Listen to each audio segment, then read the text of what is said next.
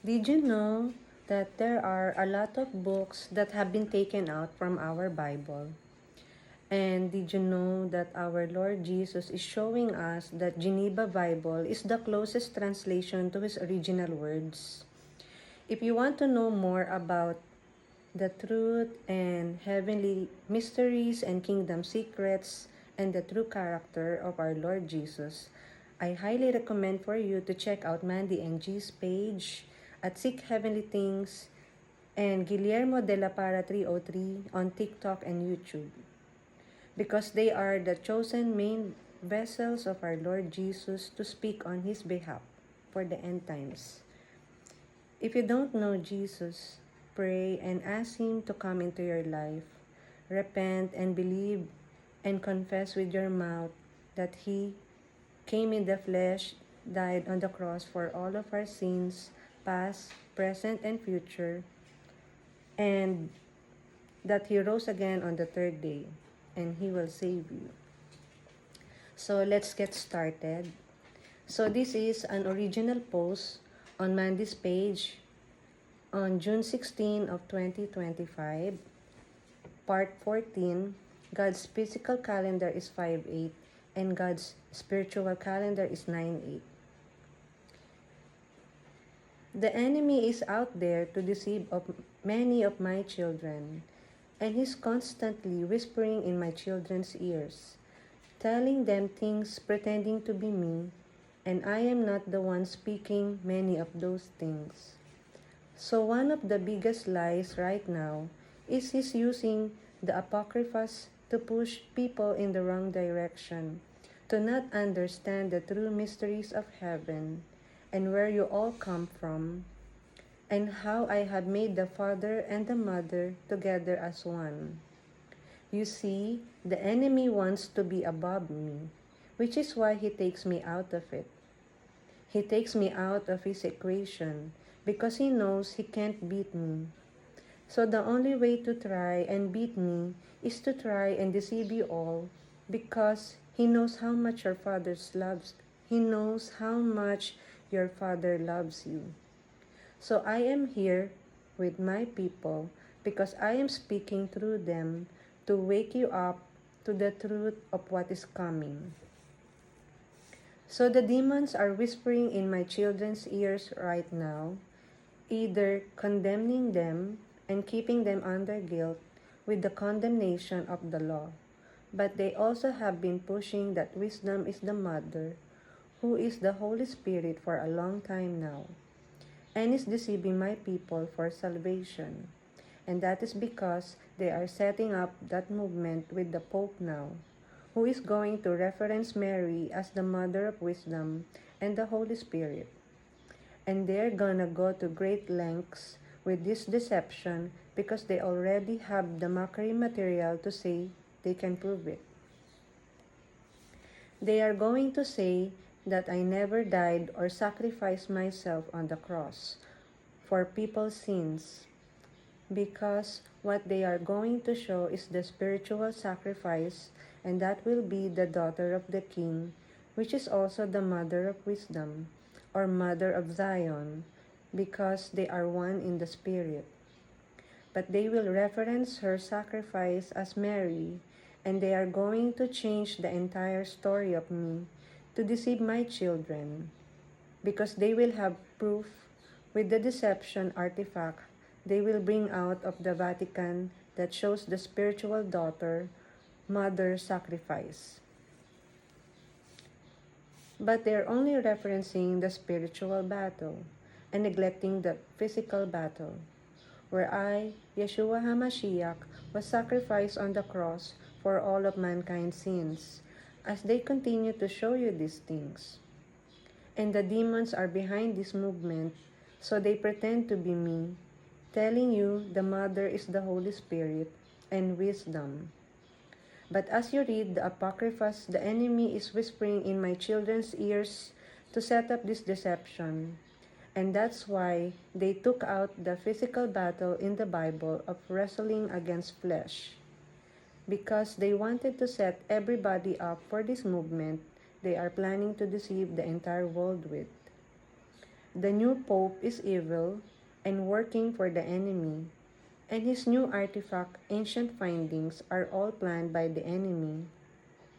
And that is what is coming. Mark my words, children, it is about to be here now that we are officially starting the end times. The Apocryphas are the truth, and there's a reason the Apocryphas were taken out,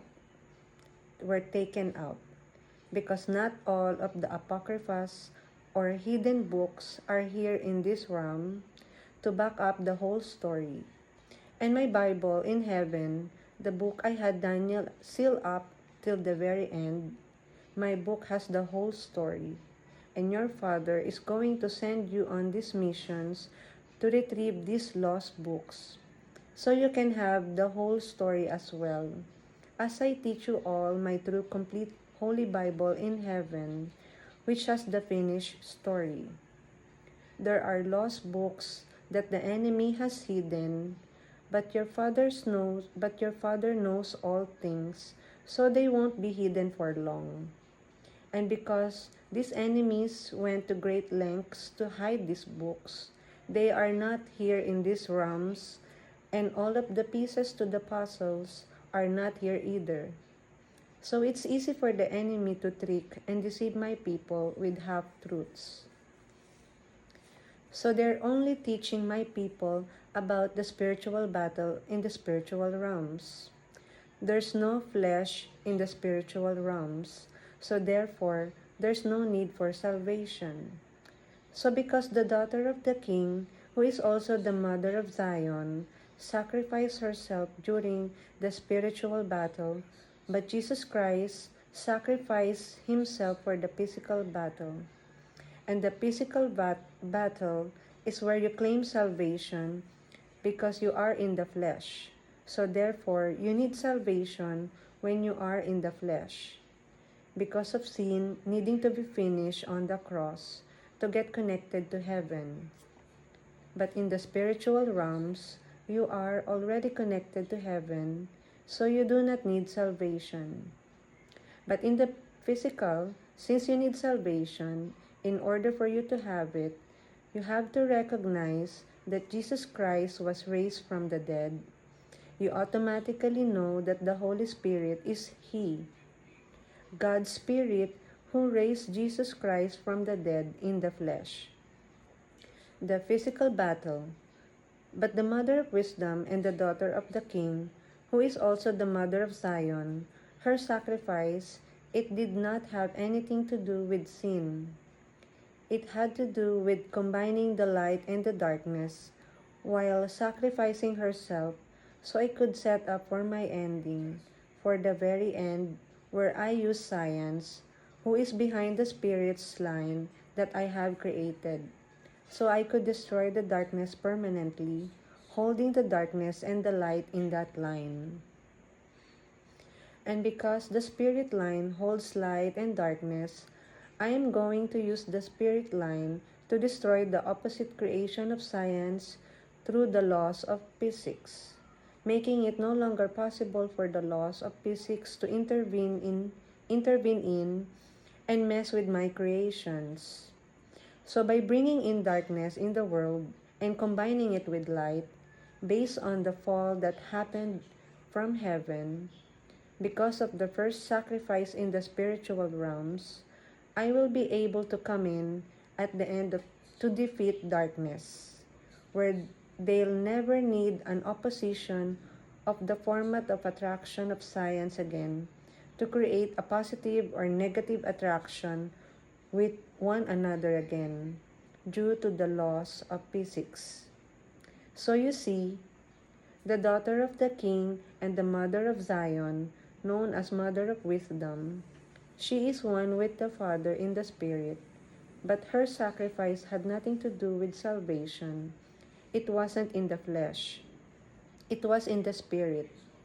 And I set that sacrifice up in the spiritual battle to remove darkness permanently, and I am going to end it in the physical battle, combining the spiritual and the physical realms, using another sacrifice, the Spirit's line, as well as new sacrifice in the spiritual realms to complete the ending, and you will all learn more about that later. And so the demons know that the devil has taken out the physical battle, and this is how they are able to deceive my children. And so they are replacing my work on the cross with the daughter of the king and the mother of wisdom, which is the mother of Zion. Because in the spiritual realms, mother is daughter and father is mother, or father is son in the spirit. They are made together as one to show the soulmate formula, and that's why they are androgynous. But in the physical battle, it is in the flesh, which are the fleshly battles where we wrestle against flesh as well as the principalities of darkness. But they took that out of the Bible to confuse you, so you would not recognize there were two battles because of the movement with the Pope they were setting up. Because in the Bible, it says we don't wrestle against flesh, but only the principalities of darkness. But as you can see, that is not complete based on what we're doing right now in the flesh, because we're always battling our flesh. And that's why there were two battles, to show you the difference of both battles. Because it's easy for the demons to confuse you that way and tell you you do not need Yeshua HaMashiach, the only begotten Son in the flesh, for salvation.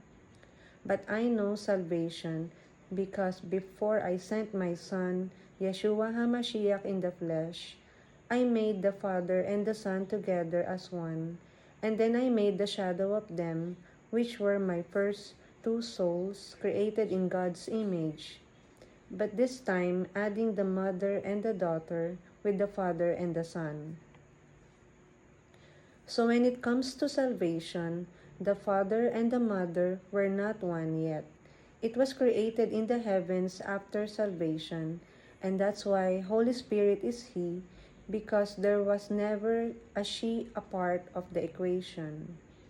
Until the first two souls were made, and that is when Wisdom the Mother came along, and that is when God and Wisdom became one.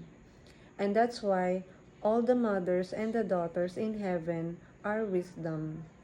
And that is because the spiritual mother of wisdom was Eve, the spiritual mother of creation.